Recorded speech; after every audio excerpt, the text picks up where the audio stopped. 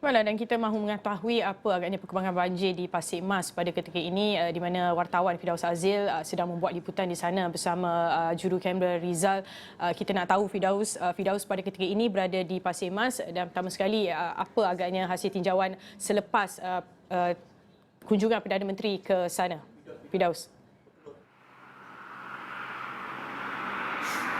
Okey, baik, terima kasih Jasmine. Di Bukit Jalil seperti yang dimaklumkan, kita mungkin setelah kami membuat tinjauan di beberapa PPS tadi, sebentar tadi kami pergi ke dua PPS, satunya ialah PPS Sekolah Kebangsaan Seri Kiambang dan keduanya ialah Sekolah Menengah Kebangsaan Agama Lati di Kampung Banggul Manuk, di mana rata-rata yang kami temui mereka mengatakan punca utamanya ialah tentang kerja-kerja membuat benteng, dan ini merupakan sebahagian daripada projek lembangan Sungai Bersepadu PSLB Sungai Golok, di mana benteng itu yang dikatakan apabila dicipta benteng itu tanpa ada laluan di bawahnya, apabila air melimpah maka itulah menyebabkan air itu menjadi termenung dan seterusnya menaiki kawasan di kampung-kampung seperti Kampung Senggora dan sebagainya. Itu rata-rata yang kami dengar aduan daripada mereka, dan ini juga telah dilaporkan beberapa kali dalam media, dan kami juga selepas ini kita akan cuba pergi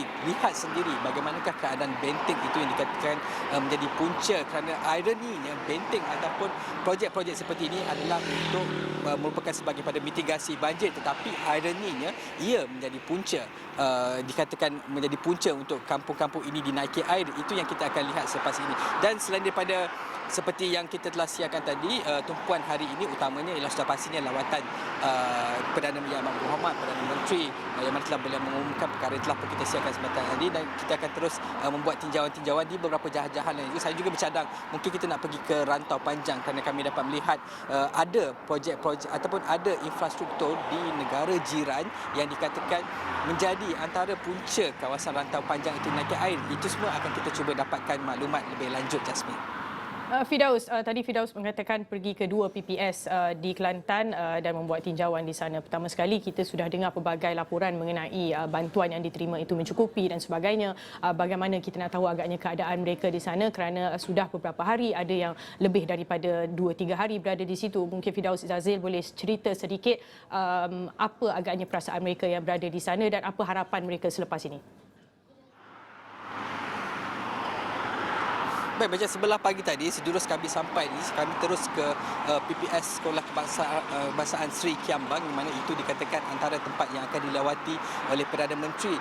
Malangnya ataupun mereka terpaksa, pasukan pejabat Perdana Menteri terpaksa menunda sedikit kerana dikatakan ada risiko COVID-19 seperti yang telah dilaporkan oleh rakan Sugas Muhammad Fandi sebentar tadi. Maka tetapi mengenai apa yang Jasmine tanyakan atau utarakan, kita lihat secara keseluruhan kelengkapan yang diperoleh adalah mencukupi, bagaimana makanan dan sebagainya, tempat tinggal. Saya dapat lihat kemah-kemah yang biasa kita lihat JKM yang memang selesa untuk menempatkan, tetapi ada juga di antara mereka yang seperti yang penghulu yang saya temu bual pada pagi tadi, iaitu Encik Roma Hamad, yang mengatakan gelombang pertama apabila melanda di kawasan kampung itu, maka penduduk itu terpaksa duduk ke PPS selama 5 hari.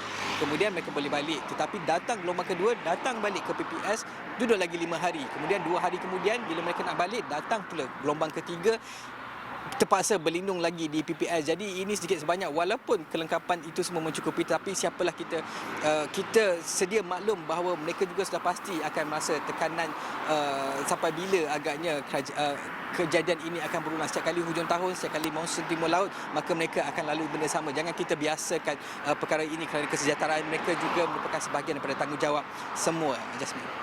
Firdaus, kita pun sedia maklum pada ketika ini adalah cuti sekolah dan sesi persekolahan akan dibuka tak lama lagi, iaitu pada minggu depan.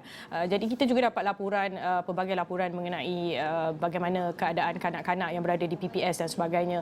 Adakah mungkin ada NGO ataupun ibu bapa ataupun remaja-remaja yang mengambil inisiatif sendiri untuk memastikan kanak-kanak yang berada di situ itu, orang kata, berlayan ataupun tidak keluar dan bermain air dan sebagainya? Firdaus. Okey, setakat ini kalau kita lihat, saya baru saja sampai hari ini dan baru saja 2 PPS yang sempat kita tinjau.